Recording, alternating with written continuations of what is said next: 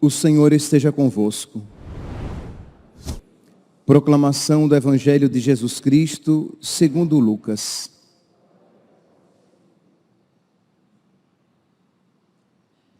Naquele tempo, disse Jesus: se algum de vós tem um empregado que trabalha a terra ou cuida dos animais, por acaso vai dizer-lhe quando ele volta do campo: vem depressa para a mesa?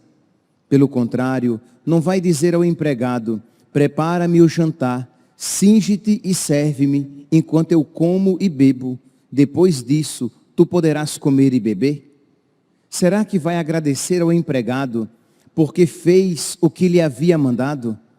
Assim também vós, quando tiverdes feito tudo o que vos mandaram, dizei: somos servos inúteis, fizemos o que devíamos fazer.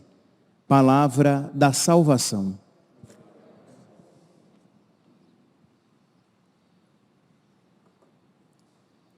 Caríssimos irmãos e irmãs, estamos celebrando hoje a memória de São Josafá, bispo e mártir.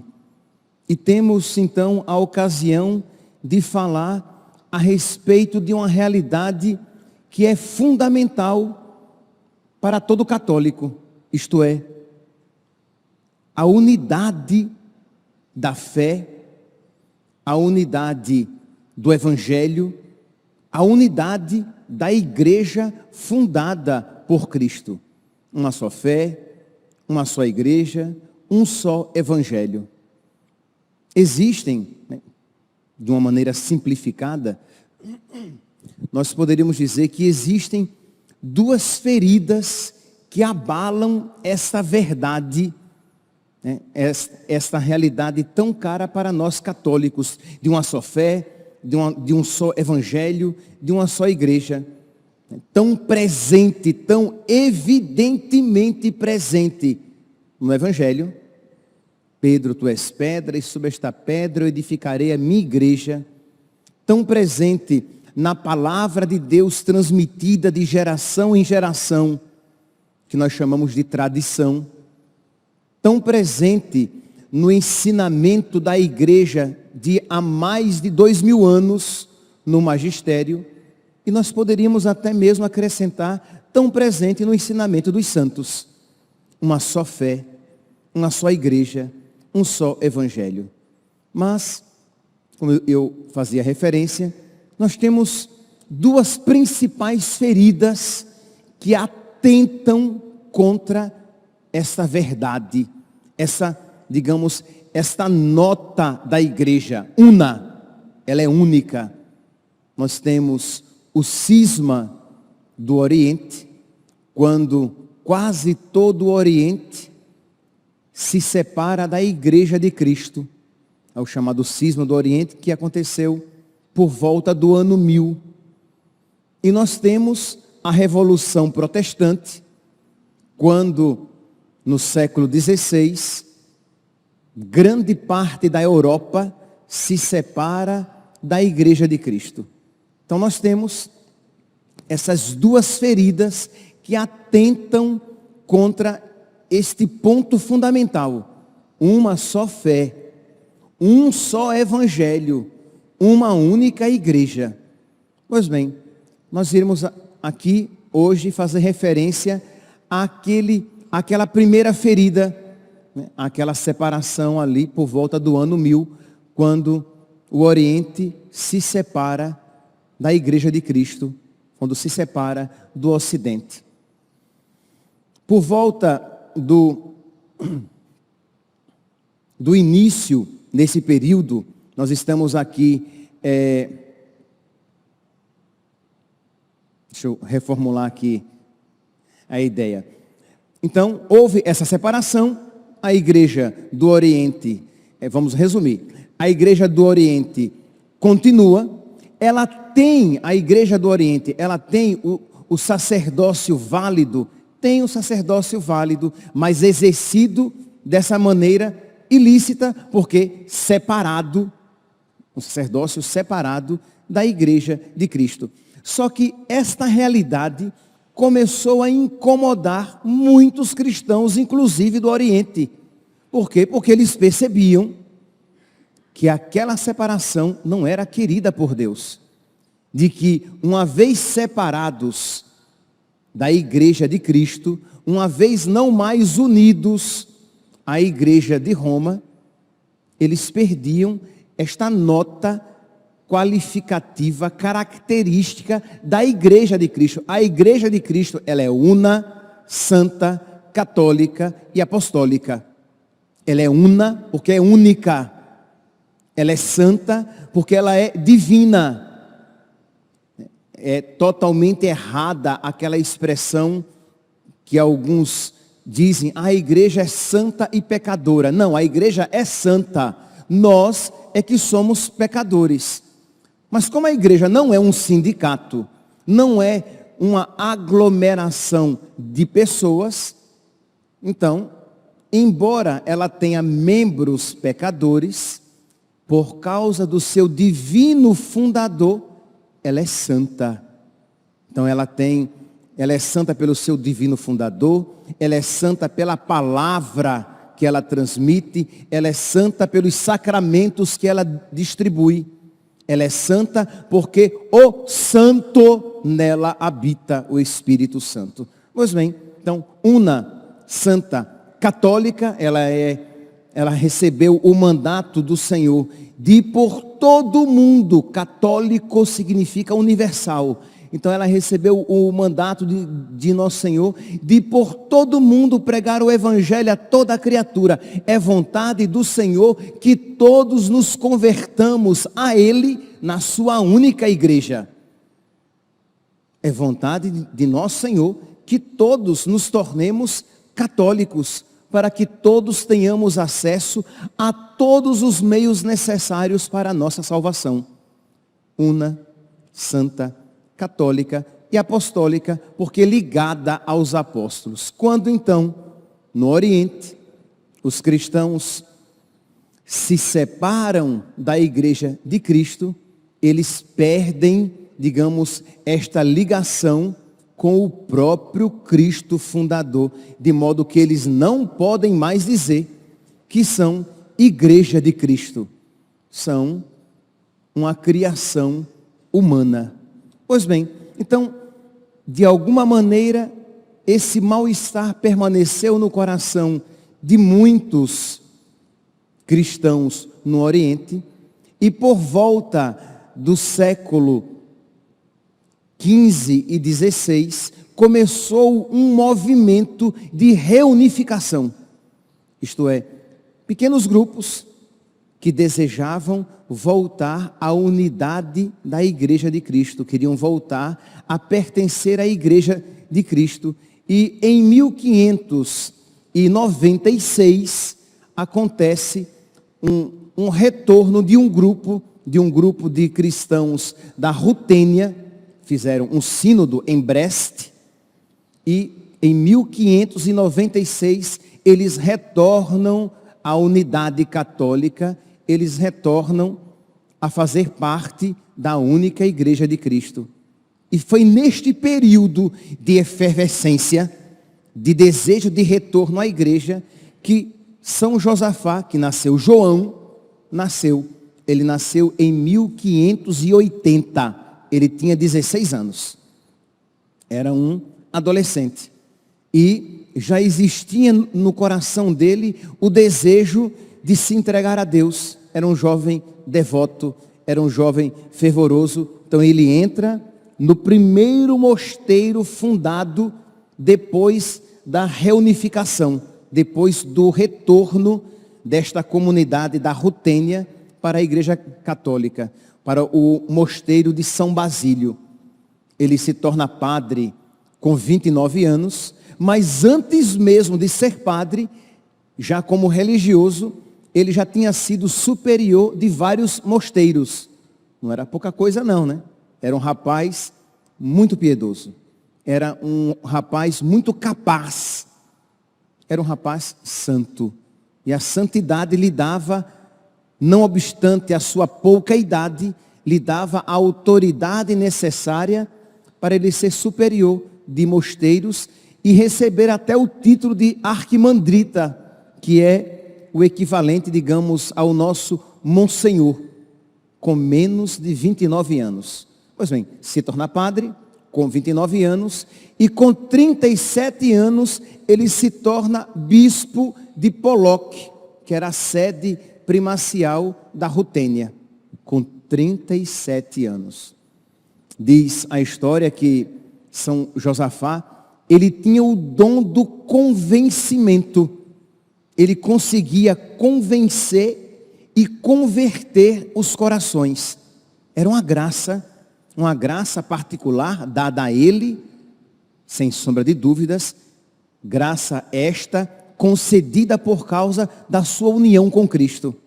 Porque vocês sabem, meus santos, como é difícil você convencer e converter, ser instrumento de conversão para, por exemplo, um protestante, um espírita, alguém de uma outra religião ou de uma outra igreja.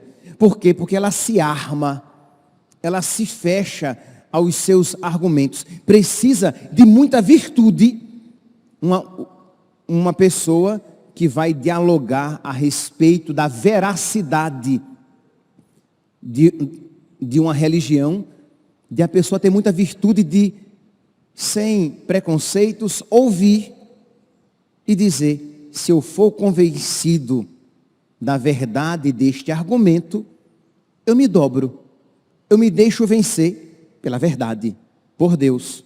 Mas nós sabemos que não é bem assim. Quando vamos conversar sobre religião com alguém, uma das partes, se não até mesmo as duas, ficam armadas, cada uma querendo a todo custo convencer que a outra parte está errada, e aí, normalmente, esse diálogo se torna inócuo, sem efeito prático. Você não consegue ultrapassar aquela barreira interposta. Pois bem, São Josafá tinha este dom. Ele conseguia, com doçura, né, uma doçura própria de um São Bernardo de Claraval, que também diziam que ele tinha esta capacidade, né? Tanto que recebeu o adjetivo de melífluo, isto é, que ele tinha palavras doces que conseguiam atingir o coração das pessoas. Pois bem, São Josafá também. De modo que quando ele ia como bispo para visita pastoral, lembremos-nos que nós estamos falando o quê? Existia então essas comunidades da Rutênia que tinham se unido à Igreja Católica, mas eles tinham os mesmos ritos, eles tinham os mesmos sacramentos, e eles tinham muitas das mesmas devoções. Então, para quem estava de fora, não tinha muita diferença. Era tudo muito parecido. E quando ele ia, então, em visita pastoral, muitos curiosos, ainda ligados ao cisma, ainda separados da única igreja de Cristo, a Igreja Católica, iam para ouvir aquele bispo que tinha fama de santidade. Iam para ouvir aquele bispo que diziam que Deus realizava milagres por meio deles, que era um bispo especial. Então as pessoas iam até ele e ele começava a ganhar muitas ovelhas de outros redis. As pessoas começavam a se converter e aquele movimento de reunificação, de retorno para a igreja de Cristo começou a aumentar.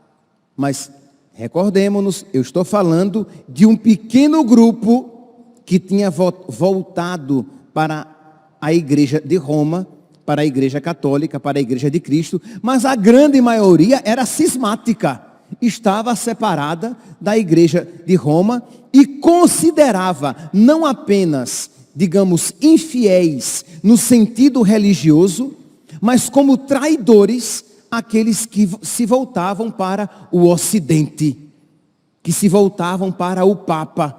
Para eles, para os nacionalistas, aquilo era uma traição, uma negação do próprio patriotismo.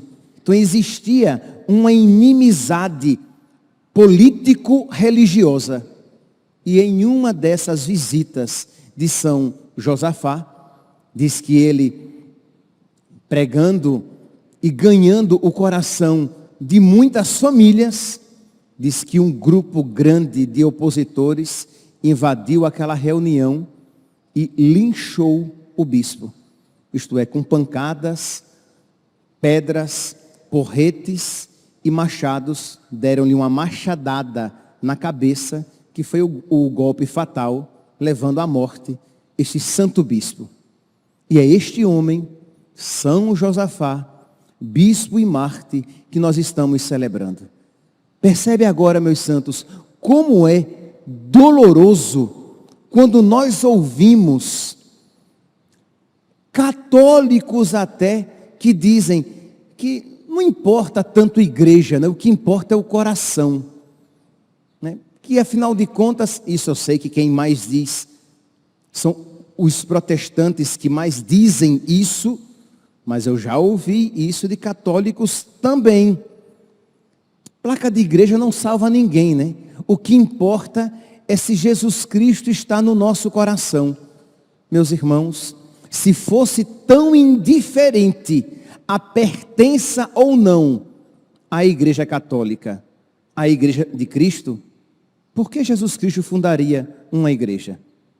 Se era indiferente, não era necessário Jesus se dar o trabalho de fundar uma única igreja. Pedro, tu és pedra, e sobre esta pedra eu edificarei a minha igreja. E as portas do inferno jamais prevalecerão contra ela. Jesus Cristo não falou as minhas igrejas. Jesus Cristo não falou que as portas do inferno jamais prevaleceriam contra elas. Mas a minha igreja e as portas do inferno jamais prevalecerão contra ela. E esta verdade sempre foi assim crida e transmitida durante 1500 anos, pelo menos. Isto é, nunca houve dúvida entre os cristãos de que esta era uma verdade muito clara. Até mesmo quando aconteceu o cisma, essa verdade não tinha sido entre os cristãos solapada. Ainda existia aquele incômodo, mesmo entre aqueles que tinham abandonado a Igreja Católica. Mas depois da Reforma Protestante, da Revolução Protestante, isso começou a ser relativizado, inclusive entre os católicos. E aí, se você aceitou aquele princípio venenoso de que o que importa é se você tem Cristo no coração, independentemente da igreja. É um princípio venenoso. Por quê? Porque dependendo da igreja, você receberá o Cristo. E muitas vezes um Cristo falso, um Cristo mentiroso, um Cristo infiel àquilo que o próprio Cristo pregou no Evangelho. Quantas vezes nós encontramos no Novo Testamento frases assim: eu creio no Cristo que Paulo prega. Porque outros pregavam Cristo, mas as pessoas viam que aquele Cristo pregado por outros era um Cristo falso. Era um Cristo mentiroso. Era um Cristo sem cruz. Era um Cristo da teologia da prosperidade. Era um Cristo liberal, que permitia tudo. Era um Cristo para o qual não existe mais pecado. Eu creio no Cristo que há mais de 2000 anos a Igreja Católica prega. Repito, eu creio no Cristo que há mais de 2000 anos a Igreja de Cristo, a Igreja Católica prega. Neste Cristo eu creio. Então nós precisamos ter isso, porque se este princípio venenoso relativista entra, isto é, o que importa é que eu tenha Cristo no coração, independentemente da igreja. O passo, o salto subsequente é imediato. Daqui a pouco, o que importa é Deus no coração, independentemente de religião. Primeiramente, você relativiza a igreja. Depois, você relativiza Cristo. O que importa é Deus, que você seja uma pessoa boa. Quer você seja muçulmano, quer você seja de religião de raiz religiosa, quer você seja espírita, o que importa é ter Deus no coração. E aí, percebe? Primeiro você relativizou a igreja, depois você relativizou Cristo, e aí você perdeu a salvação, porque só existe um nome no qual, por meio do qual, nós podemos ser salvos: nosso Senhor Jesus Cristo. E só temos acesso seguro a este homem, a este nome, a este Deus feito homem, na sua igreja fundada e deixada para nós. Então, é mistério, é importante, é imprescindível que nós abracemos esta verdade e com toda a caridade, com toda a doçura, nós transmitamos esta verdade. Isto é, precisamos pregar para as pessoas a necessidade de aderir à igreja de Cristo. Claro, com toda a doçura. Você não vai com argumentos demasiadamente duros. Você vai tentar ser agradável. Você vai se revestir de doçura e caridade para ganhar os corações. Mas você não vai negociar a verdade.